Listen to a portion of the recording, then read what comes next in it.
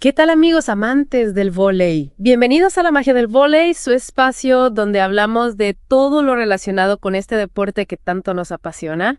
Y hoy nos toca un tema que estoy seguro a más de uno le ha pasado. Vamos a hablar de las lesiones más comunes en el vóley. Las lesiones. Exacto, porque no importa si eres un jugador de fin de semana o un profesional, las lesiones son algo que siempre está al acecho. Claro. Así que en este deep dive vamos a explorar esas lesiones que nos pueden dejar fuera de la cancha, pero más importante aún, vamos a descubrir cómo prevenirlas. Ajá. Cómo recuperarnos si ya nos ha pasado y cómo hacer un regreso triunfal a la cancha. Triunfal. Me gusta eso. Sí, porque la idea es volver más fuertes que nunca. Por supuesto. Y también vamos a hablar de un tema que está dando mucho de qué hablar. Así. El cambio del famoso protocolo PRES al nuevo protocolo POLICE para la recuperación de lesiones. Así, un tema muy interesante y que genera mucha confusión. Exacto. Vamos a desmitificar un poco todo eso, así que pónganse cómodos, imagínense que estamos charlando después de un buen partido, porque vamos a profundizar en cómo cuidar nuestro cuerpo para seguir disfrutando del vóley al máximo. Me parece perfecto. Listo para empezar. Excelente. Bueno, para empezar, ¿podrías darnos una visión general de las exigencias físicas del vóley y por qué, aunque no sea un deporte de contacto, las lesiones son tan comunes? Claro que sí. A ver, aunque en el vóley no hay un contacto directo como en el fútbol o el baloncesto, la verdad es que la exigencia física es altísima. Totalmente. Los jugadores están constantemente saltando, haciendo movimientos explosivos, rematando con fuerza, defendiéndose con saltos increíbles, y esos movimientos repetitivos por encima de la cabeza, todo eso, aunque no haya un choque directo, pues somete al cuerpo a mucho estrés. Sí, es un deporte muy demandante. Exactamente. Y eso nos lleva a un mayor riesgo de lesiones. Hablando de lesiones, ¿cuáles son las más comunes que vemos en el vóley? Bueno, la reina de las lesiones, sin duda, es el esguince de tobillo. ¿En serio? Sí, es la lesión aguda más común. Imagínate que alrededor de 40%, incluso en algunos estudios hablan de un 32%, de todas las lesiones en el vóley son esguinces de tobillo. ¡Wow! Un porcentaje bastante alto. Sí, y generalmente ocurren cerca de la red, cuando caemos después de un salto y bueno, a veces sin querer pisamos el pie de un compañero, de un rival. Una mala caída. Exacto. También pueden ocurrir durante cambios rápidos de dirección. Y ojo, los hombres tienen mayor riesgo de sufrir esguinces de tobillo que las mujeres. Interesante dato. Lo importante es que el esguince de tobillo tiende a repetirse, por lo que la rehabilitación debe centrarse en fortalecer los músculos del tobillo y en mejorar la propiocepción, es decir, la capacidad de percibir la posición del pie en el espacio. Ya veo. Y después del tobillo, ¿qué otra zona del cuerpo suele lesionarse con frecuencia? Las rodillas son otro punto débil para los jugadores de vóley. Tiene sentido con todos esos saltos. Exacto. Y la lesión más común en las rodillas es la tendinitis rotuliana, también conocida como la rodilla del saltador. Ah, sí, la famosa rodilla del saltador. Se calcula que aproximadamente la mitad de los jugadores de vóley desarrollarán tendinitis rotuliana en algún momento. Es un número bastante alto. Sí, y el dolor se siente justo debajo de la rótula y empeora al saltar, al flexionar la rodilla, al arrodillarse o al hacer sentadillas. Uf, actividades que haces constantemente en el vóley. Exactamente. El tratamiento para la tendinitis rotuliana suele incluir estiramientos, ejercicios de fortalecimiento y a veces el uso de una cincha rotuliana. ¿Y hay algún grupo de jugadores más propenso a esta lesión? Sí, se ha observado que es más común en jugadores de élite y aquellos que juegan en superficies duras. Ya veo. Ahora, aparte de la tendinitis rotuliana, ¿hay alguna otra lesión grave que puede ocurrir en la rodilla?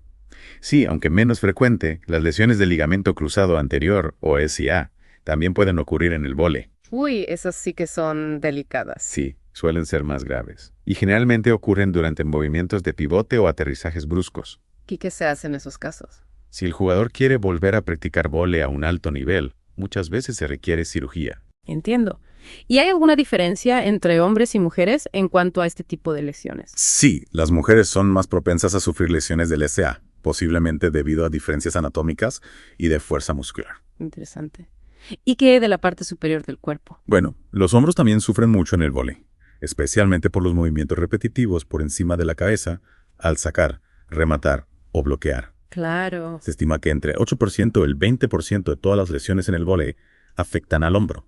Un rango bastante amplio. Sí, porque depende mucho del nivel del jugador y la intensidad del entrenamiento. Tiene sentido. El uso excesivo de los músculos del manguito rotador puede provocar tendinitis o incluso desgarros, aunque esto último es más común en adultos. Entiendo.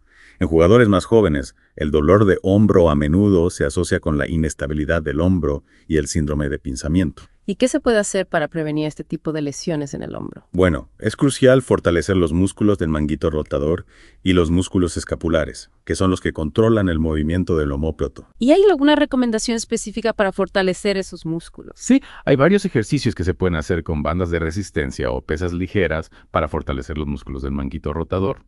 Y para los músculos escapulares, ejercicios como remo con mancuernas o dominadas pueden ser muy beneficiosos. Buenas recomendaciones. Ahora, ¿qué me dices de las lesiones en las manos y los dedos? Las lesiones de dedos también son muy comunes en el vóley, especialmente durante el bloqueo y el toque de dedos. Sí, recuerdo haber visto muchos dedos vendados en los partidos. Claro, porque los dedos están expuestos a impactos con la pelota o con las manos de otros jugadores. Y supongo que los tipos de lesiones en los dedos también varían. Exacto. Podemos ver esguinces, roturas de tendones e incluso dislocaciones. Suena doloroso. ¿Qué se debe hacer en caso de una lesión en el dedo? Lo primero es aplicar hielo y comprimir la zona para reducir la hinchazón. Y si el dolor es intenso, la hinchazón no baja o el dedo se ve deformado, es importante buscar atención médica para descartar una fractura. Buen consejo. Y ya para terminar con las zonas más comunes de lesión, ¿qué hay de la espalda? El dolor lumbar también afecta a muchos jugadores de vóley, alrededor del 12% según algunos estudios. No me sorprende con todos los saltos y giros que se hacen. Exactamente. Los movimientos repetitivos de torsión, flexión y salto pueden sobrecargar la zona lumbar. ¿Y hay algo que se puede hacer para prevenir el dolor lumbar? Sí, es fundamental fortalecer los músculos del core, que son los músculos del abdomen y la espalda baja. El core, la clave para una buena postura. Exacto. Un core fuerte nos ayuda a mantener una postura correcta y a proteger la columna vertebral. Y supongo que la técnica también juega un papel importante. Por supuesto. Una técnica incorrecta al saltar, aterrizar o golpear la pelota puede aumentar el riesgo de dolor lumbar. Interesante. Ahora, aparte de las lesiones que ya mencionamos, ¿hay alguna otra que sea menos común pero que debamos tener en cuenta? Sí, aunque no son tan frecuentes, también se pueden dar distensiones musculares en los cuádriceps, los isquiotibiales, los flexores de cadera y los músculos abdominales. Ya veo. También se pueden producir lesiones de muñeca por caídas o por el impacto al bloquear y lesiones de codo como la epicondilitis, que es una inflamación del tendón en la parte externa del codo. Es decir, que básicamente cualquier parte del cuerpo puede lesionarse jugando al vóley. Así es. Es importante ser conscientes de los riesgos y tomar las medidas necesarias para prevenir las lesiones. Totalmente de acuerdo. Bueno, ahora que ya conocemos las lesiones más comunes, me gustaría hablar de los factores que hacen que un jugador sea más propenso a lesionarse. Perfecto. Hay dos tipos de factores de riesgo. Los intrínsecos, que son propios del jugador, y los extrínsecos, que tienen que ver con el entorno. Entiendo. Empecemos con los intrínsecos. Dentro de los factores intrínsecos tenemos la edad y el género. Ajá. Los adolescentes, por ejemplo, están en pleno crecimiento y sus huesos y músculos aún se están desarrollando, lo que los hace más vulnerables a las lesiones. Claro. Y como ya mencionamos, las mujeres tienen mayor riesgo de sufrir ciertas lesiones, como la rotura del SA. Sí, lo recuerdo. ¿Qué otros factores intrínsecos hay? El historial de lesiones también es un factor clave. Si un jugador ya ha sufrido una lesión, tiene más probabilidades de volver a lesionarse en la misma zona. El cuerpo tiene memoria. Exacto. La condición física general también juega un papel importante. ¿En qué sentido? Un jugador con poca fuerza muscular, flexibilidad o equilibrio es más propenso a lesionarse. Tiene sentido. Si el cuerpo no está preparado, es más fácil que algo falle. Exactamente. Y por último, hay que tener en cuenta las características anatómicas individuales. Por ejemplo, si un jugador tiene las piernas de diferente longitud o las articulaciones muy flexibles, puede ser más propenso a ciertas lesiones. Interesante. Entonces, ya vimos los factores intrínsecos. ¿Cuáles son los factores extrínsecos que aumentan el riesgo de lesiones? Bueno, el tipo de superficie de juego es un factor muy importante. ¿Por qué? Jugar en superficies duras como el concreto aumenta el impacto de las articulaciones y puede predisponer a lesiones, especialmente en las rodillas. Ya veo. El equipo que se utiliza también es crucial. ¿A qué te refieres? Unas zapatillas inadecuadas, sin buen soporte para el tobillo o con poca amortiguación, pueden aumentar el riesgo de esguinces y otras lesiones. Claro. También es fundamental usar rodilleras para proteger las rodillas durante las caídas. Si las rodilleras son básicas, ¿qué más? La técnica de juego es otro factor extrínseco muy importante. ¿Por qué? Una técnica incorrecta al saltar, aterrizar, golpear o volcar la pelota puede sobrecargar las articulaciones y aumentar el riesgo de lesiones. Entiendo. Es decir, que la técnica no solo es importante para jugar bien, sino también para cuidar nuestro cuerpo. Exactamente. La intensidad y el volumen del entrenamiento también influyen. Claro, entrenar demasiado sin descanso puede ser perjudicial. Exacto. El sobreentrenamiento puede llevar al agotamiento muscular, a la disminución de rendimiento y a un mayor riesgo de lesiones. Y supongo que el ambiente también puede influir. Sí, factores ambientales como la temperatura, la humedad y la iluminación pueden afectar el rendimiento del jugador y aumentar el riesgo de lesiones. Tiene sentido. Por ejemplo, jugar con mucho calor puede provocar deshidratación y calambres. Exactamente.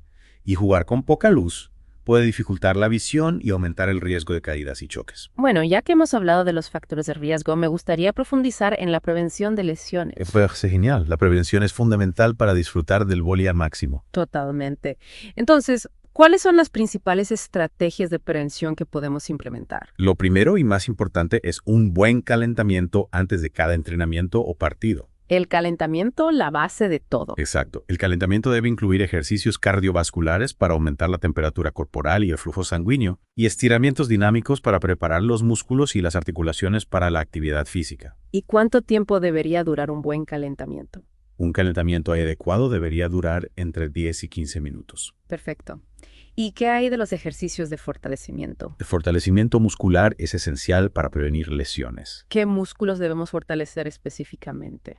Es importante fortalecer todos los grupos musculares principales, pero hay que prestar especial atención a los músculos del core, que son los que estabilizan la columna vertebral, y a los músculos de las piernas y los hombros, que son los que más se utilizan en el vóley. ¿Y qué tipo de ejercicios son los más recomendables para fortalecer esos músculos? Hay una gran variedad de ejercicios que se pueden hacer tanto con el propio peso corporal como con pesas o bandos de resistencia. ¿Podrías darnos algunos ejemplos? Claro, para el core, ejercicios como planchas, abdominales y elevaciones de piernas son muy efectivos. Para las piernas, sentadillas, lunges y saltos son excelentes opciones. Y para los hombros, ejercicios con mancuernas o bandas de resistencia, como press de hombros, elevaciones laterales y rotaciones, son muy beneficiosos. Buenas recomendaciones. ¿Algo más que debamos tener en cuenta en cuanto al fortalecimiento? Sí, es importante trabajar la fuerza de forma equilibrada, es decir, fortalecer tanto los músculos agonistas, que son los que realizan el movimiento, como los antagonistas, que son los que se oponen al movimiento. Ya veo.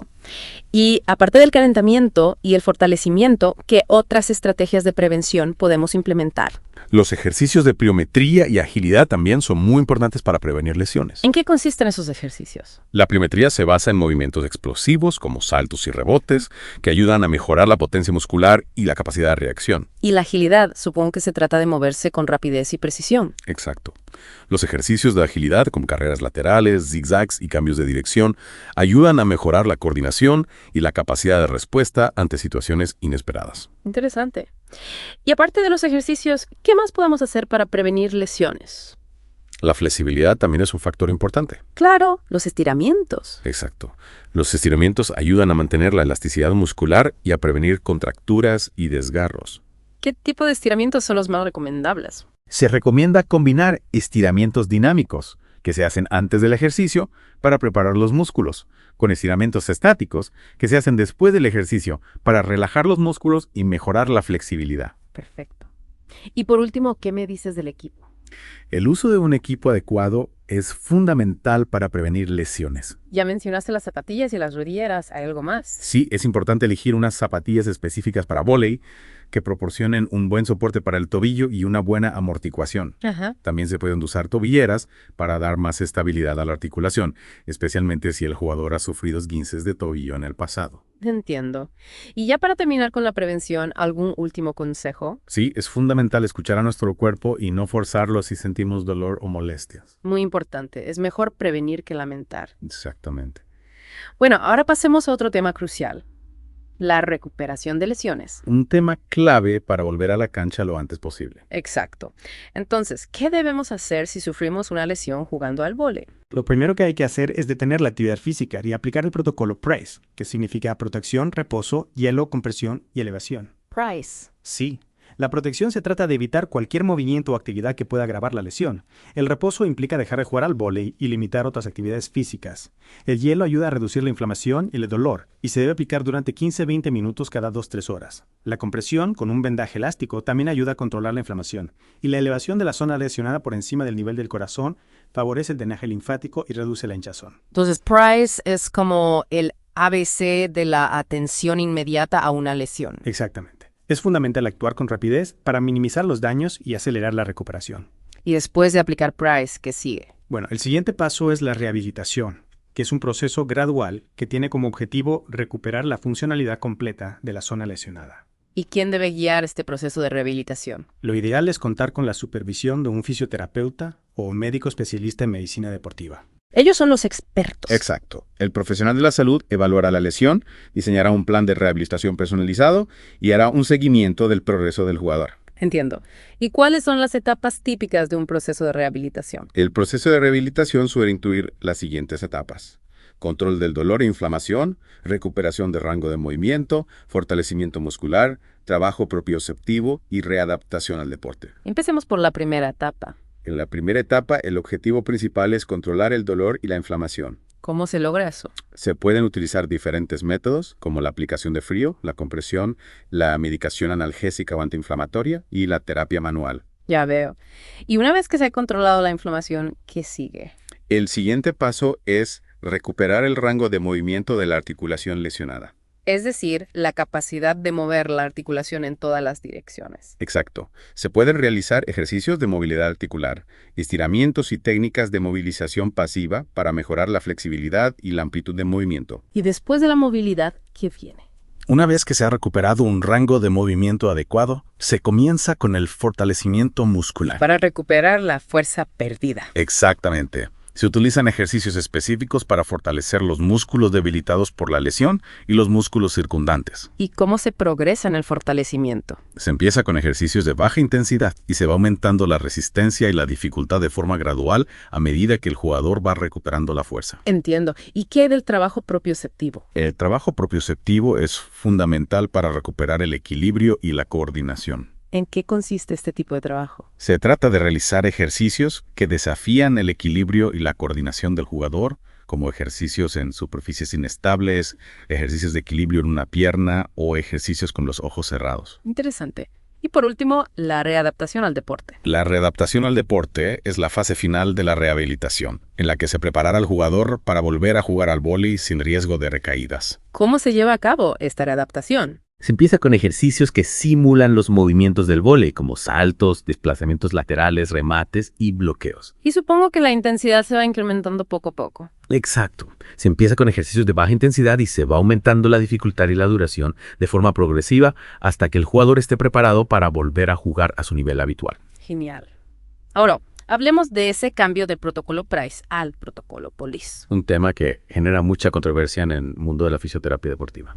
¿Por qué Police está reemplazando a Price? Bueno, el protocolo Price, que como ya vimos consiste en protección, reposo, hielo, compresión y elevación, se ha utilizado durante décadas, pero en los últimos años se ha cuestionado su efectividad a largo plazo. ¿En serio? Sí, porque se ha observado que el reposo prolongado puede ser perjudicial para la recuperación de algunas lesiones, ya que puede provocar rigidez articular, debilidad muscular y pérdida de propiocepción. Ya veo. El cuerpo necesita moverse para recuperarse. Exactamente.